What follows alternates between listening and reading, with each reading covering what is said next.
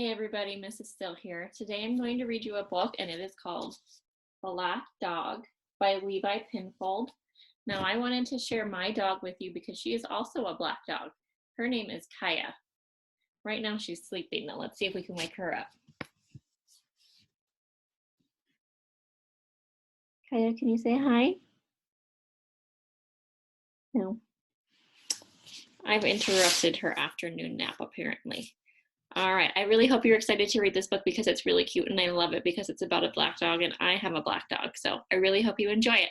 Let's go get started. Black Dog by Levi Pinfold. One day a black dog came to visit the Hope family. Mr. Hope was the first to see it. "My goodness," he cried, dropping his toast. He didn't waste any time in calling the police. "There's a black dog the size of a tiger outside my house," he told the policeman. The policeman laughed. "What should I do?" asked Mr. Hope.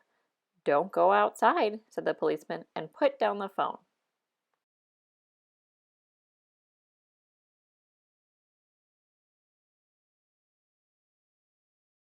Mrs. Hope was next to get up. "My goodness," she cried, dropping her mug of tea. She didn't waste any time in calling for Mr. Hope. "Did you know there's a black dog the size of an elephant outside?" she yelled. "Yes," said Mr. Hope. "What should we do?" asked Mrs. Hope. "Turn out the light so it doesn't know we're here," said Mr. Hope.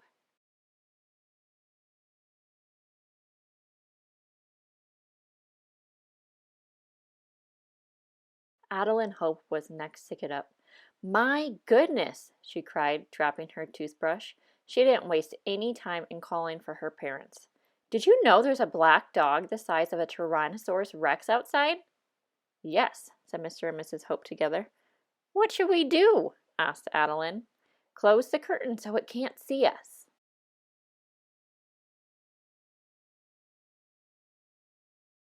Maurice Hope was next to get up. "My goodness," he cried, dropping his teddy bear. He didn't waste any time in calling for the family. "Did you know there's a black dog the size of a big Jeffy outside?" "What's a big Jeffy?" asked Adeline Hope.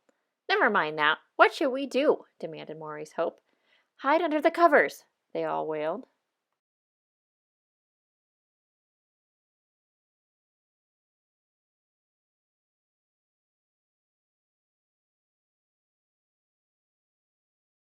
It was then that the youngest member of the Hope family, called Small for short, noticed that there was something going on. "What are you all doing under there?"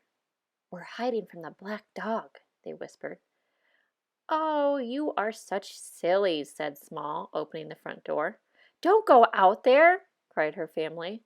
"The hound will eat you up. It'll munch your head. It'll crunch your bones." But Small went anyway.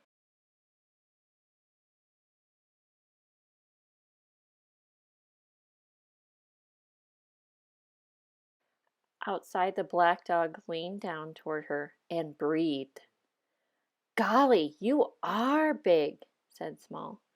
"What are you doing here, you guffin?" The black dog snuffed at her.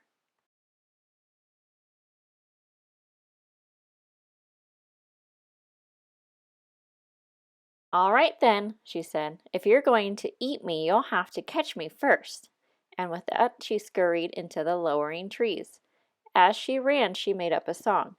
"You can't follow where I go unless you shrink, or don't you know?" The black dog followed.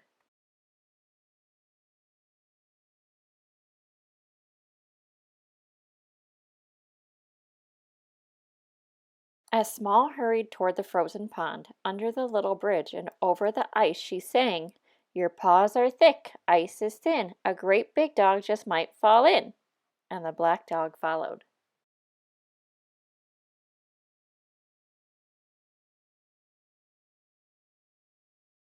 Next, she scuttled through the playground, down the slide, and around the merry-go-round, singing, "You might be big, I may be small, but I'm not afraid of you at all." And still the black dog followed.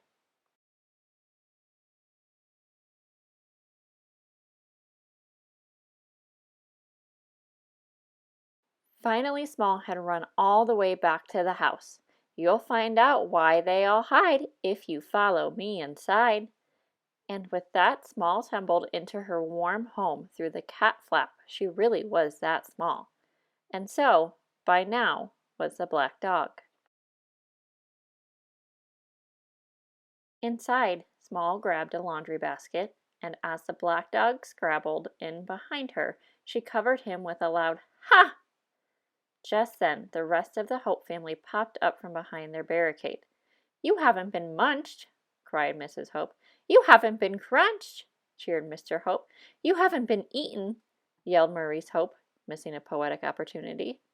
"But where's the black dog?" asked Adeline. Without a word, Small lifted the basket. The rest of the Hope family was extremely pleased to see that the black dog was neither as huge nor as scary as they had feared. "He doesn't seem fierce at all, now that I really look at him," said Mr. Hope. The rest of the family agreed. "We were silly," said Adeline. "Only Small knew the right thing to do." Everyone was quiet for a while, thinking about how brave Small had been.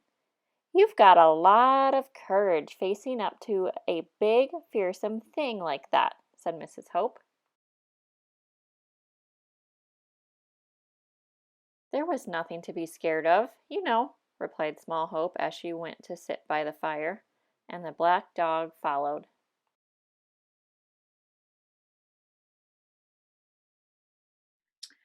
Oh my goodness, I'm so glad that Small Hope is so courageous. Now they have a family dog. Now, Kaia woke up and here she is. She's making some funny noises now. So, if you want to know Kaia's story, so Kaia was actually a stray, which means that she was a dog that lived on the street. And when they found her, they could tell that she had just had babies, but somebody had taken her babies and just left her. So they found her in Houston, Texas. And so they moved her up into Colorado because nobody in Texas wanted to adopt her. So they moved her up here into Colorado, and then me and Mr. Sill had found her and we adopted her. And she's been our dog for the last about a year and a half. And she's such a good dog. She's so sweet. Kaia, can you say hi? Can you say hi? She is such a sweet girl. But I really hope you guys enjoyed our story today, and I will see you next time. Bye.